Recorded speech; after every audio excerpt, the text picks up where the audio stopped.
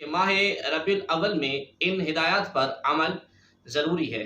محافل میلاد اور ماہ ربیع الاول میں ہر اس چیز سے بچنا چاہیے جو شریعت سے متصادم ہو، لیکن ان کا یہ مطلب ہرگز نہیں کہ محافل میلاد کو بند کر دیا جائے، بلکہ عقل مندی کا تقاضا یہ ہے کہ جو باتیں ماہ ربیع الاول اور محافل میلاد میں غیر شرعی نظر آئیں ان کو ختم کر دیا جائے، اور محافل میلاد کو زیادہ سے زیادہ مقامات پر منعقد کیا جائے، جیسا کہ کعبۃ اللہ میں بتوں کی ہونے کی وجہ سے وہاں پر اللہ تبارک و تعالیٰ کی عبادت کو منع نہیں کیا گیا تھا، بلکہ اس برائی یعنی بتوں کو دور کر دیا گیا۔ لہذا اگر کسی جگہ پر خلاف شرع بات یا کام نظر آئے تو آپ اس کی روک تھام کے لیے مناسب اقدام کریں۔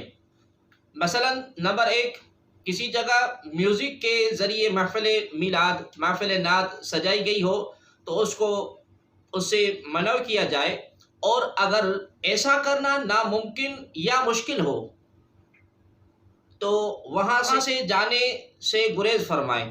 نمبر 2، اس طرح عورتوں کا اتنی آواز سے نعت پڑھنا کہ اجنبی مردوں تک آواز پہنچے، یہ منع ہے۔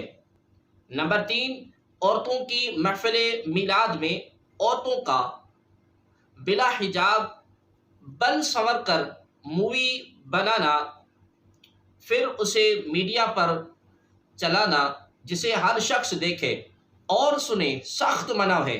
نمبر 4، محفل میلاد کو اتنا طویل کرنا کہ نماز کا وقت ہی جاتا رہے، یہ ناجائز اور حرام ہے۔ ہاں، اگر نماز با جماعت کا اہتمام ہو تو کوئی حرج نہیں ہے۔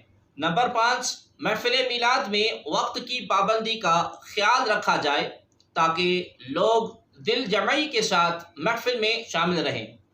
نمبر 6، محافل میلاد میں خطاب کے لیے مستند عالم دین بلوائیں تاکہ احادیث اور مستند واقعات عوام تک پہنچائیں۔ نام نہاد اسکالرز کو ہرگز نہ بلوائیں۔ نمبر 7، محافل میلاد و چراگاں اور نظر نیاز کے لیے مسلمانوں کو ڈرا دھمکا کر پرچیوں اور بھتوں کے ذریعے چندہ وصول نہ کریں، بلکہ احسن طریقے سے لوگوں کو سمجھا کر فنڈ مانگیں۔ جو فنڈ دیں ان سے لیں اور جو نہ دیں ان سے کچھ نہ کہیں، خاموشی سے واپس لوٹ کر آئیں۔ نمبر 8، ایسے راستے میں محافل میلاد کا انعقاد کرنا جو عوام الناس کی آمد رفت کے لیے استعمال ہوتا ہے، اور وہاں رکاوٹ کھڑی کر کے محفل میلاد کرنا مکروہ تحریمی ہے، حقوق العباد کا معاملہ ہے۔ نمبر 9، محافل میلاد میں بلند آواز سے بے دریغ مائک اور ساؤنڈ سسٹم کا استعمال کرنا کہ اطراف کے گھروں میں بیمار بچے، بوڑھے اور نوکری پیشہ افراد جن کو صبح کام پر جانا ہوتا ہے ان کے آرام میں خلل پڑے، اس سے بچنا چاہیے، کیونکہ یہ حقوق العباد کا معاملہ ہے۔ اس معاملے میں قیامت کے دن پوچھا جائے گا۔ اور اگر محفل کرنی ہے آواز کم سے کم رکھیں اور رات گئے تک جاری نہ رکھیں، وقت پر ختم کر دیں۔ نمبر 10، محفل میلاد میں باوضو اور اچھے لباس کے ساتھ شرکت کریں، نعت شریف اور ذکر مصطفیٰ صلی اللہ تعالی علیہ وآلہ وسلم متوجہ ہو کر سنیں۔ ہماری توجہ نہ ہو اور ہم اپنے عمل سے بے اعتنائی اور لاپرواہی کا مظاہرہ کر رہے ہوں، یہ مناسب نہیں ہے۔ نمبر 11، نظر و نیاز کا اہتمام کریں مگر آدھی رقم لٹریچر کی تقسیم پر خرچ کریں۔ یعنی 12ویں والے آقا صلی اللہ علیہ وآلہ وسلم کی سیرت پر مبنی رسالے عید میلاد النبی صلی اللہ علیہ وآلہ وسلم کی شرعی حیثیت کے پمفلیٹ اور کتابچہ خوب تقسیم کریں تاکہ لوگ علم کی دولت سے بہرہ مند ہوں۔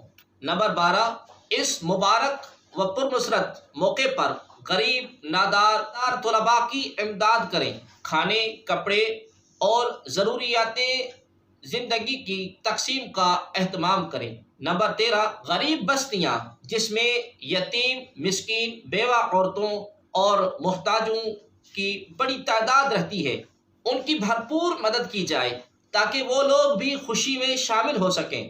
نمبر 14، جلوس میلاد النبی صلی اللہ علیہ وآلہ وسلم میں غیر شرعی امور سے بالکل اجتناب کریں، سنجیدگی کا مظاہرہ کریں، نیاز یا لنگر پھینکنے سے پرہیز کریں، عزت کے ساتھ شرکائے جلوس کے ہاتھوں میں دیں، خواتین کو ہرگز جلوس میں نہ لائیں۔